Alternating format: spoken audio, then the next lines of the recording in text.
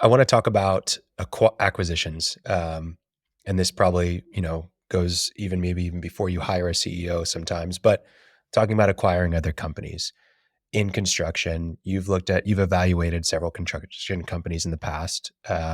What are some things that you look for in acquiring company? When is it right? Give us the rundown. Yeah, it's a really good question. So anybody new to me, I have a podcast called Acquisitions Anonymous. We started it in Yeah. late 2020. We've done 270 episodes. The shtick of the podcast is really fun. There's four of us. We show up totally unprepared. We pull up a business that is for sale and we riff on that business for about a half hour. We click record and we publish it. It's turns out to be a really simple concept. It's like super good radio and really fun. Yeah. So we've done a number of businesses. Construction is definitely one of the ones that has shown up here and there. And one of the co-hosts actually owns a roofing contractor Okay. in Columbia, South Carolina. So he bought that business, and his name is Mill Snell. Great follow on Twitter. But basically, he went through a process where he was originally a business broker. He ended up working for a private equity firm called Permanent Equity, located in Missouri. Brent Bashor's firm. And he got to know this industry of construction really well. And he felt like there were opportunities there for him to buy a business. He spent a year doing a search and finally found a business in Columbia, South Carolina, and moved there to do that. And I think that really, as you're starting to look at doing acquisitions, a couple things that he did, I think are really good lessons for other people looking to do acquisitions. Number one, when he did it, he got like really good help. He hired like an M&A lawyer that knew their stuff. He went in and did a quality of earnings report. Like these were all people that on the buy side really helped shepherd him through making sure he made a good deal. The banking partners as well. Like he treated them all as not just vendors to him, but partners in helping him make sure the whole thing worked out well. So number one, that's assembling the right team to do it is really good. Number two, he went and bought an industry that he understood really well.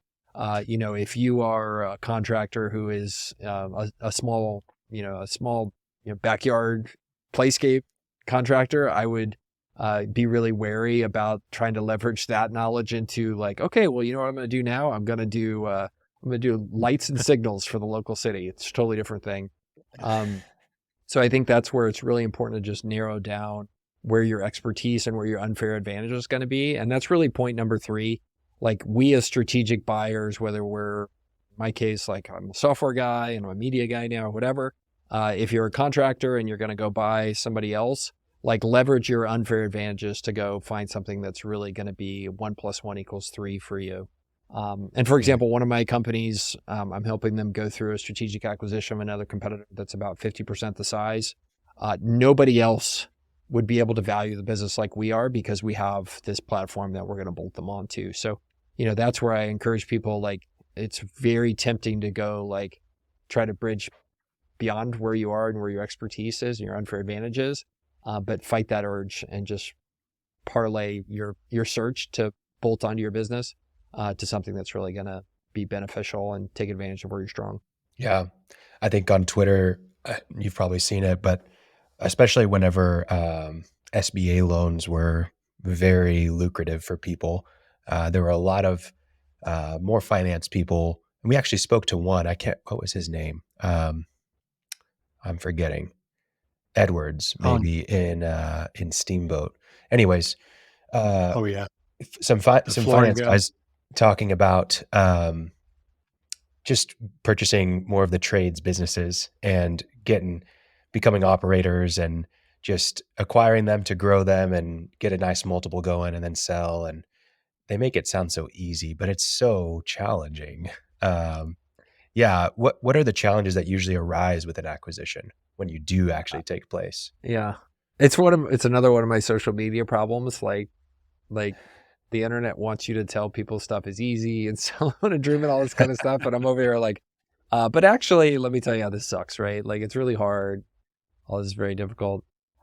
Look, I think when you start to deal with a services business, especially our contracting business, like you go talk to every single one of these people who runs one of these businesses and you ask them what their biggest headache is. It's like hiring and retention of great people.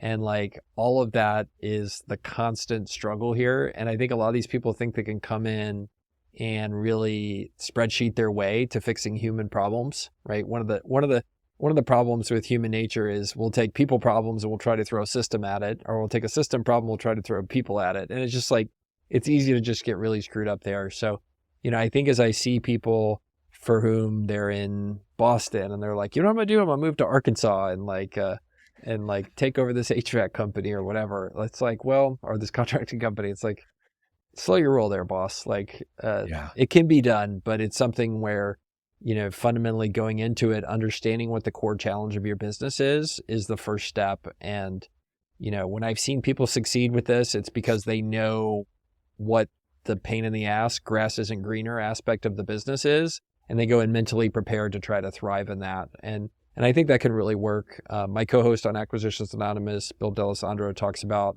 one of his investment banking colleagues. He's a former investment banker turned e-com guy. One of his investment banking colleagues went and got involved in the restaurant business in Arkansas and has since totally killed it. But this was like a Wall Street, New York guy.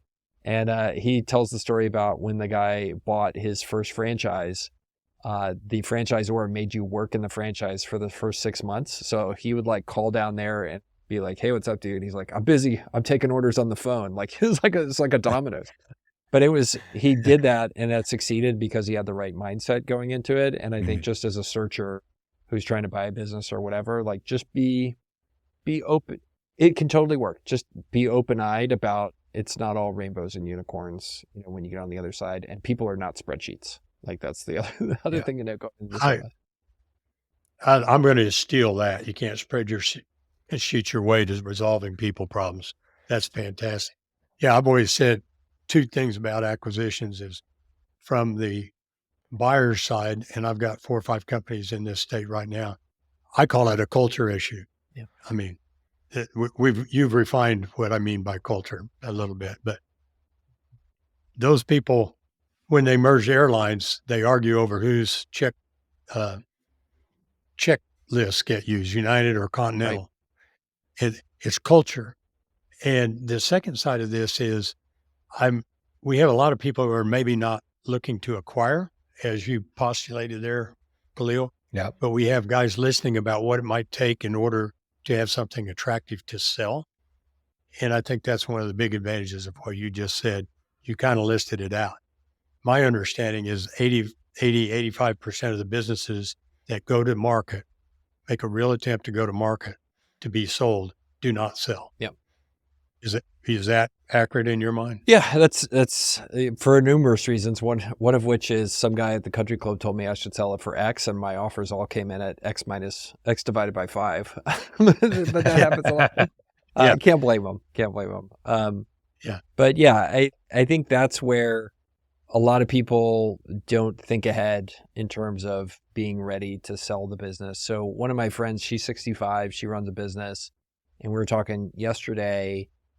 She's like, look, I'm on a 3-year time clock here. Like I want to be out of here and I'm starting my plan now in terms of how I'm going to transform the business. And, one of the ways to do that and figure out what you need to do is to go start having discussions now with folks that know what will make your business more attractive to sell later on. And, the business broker, investment banker landscape has gotten to where they are so desperate for deals.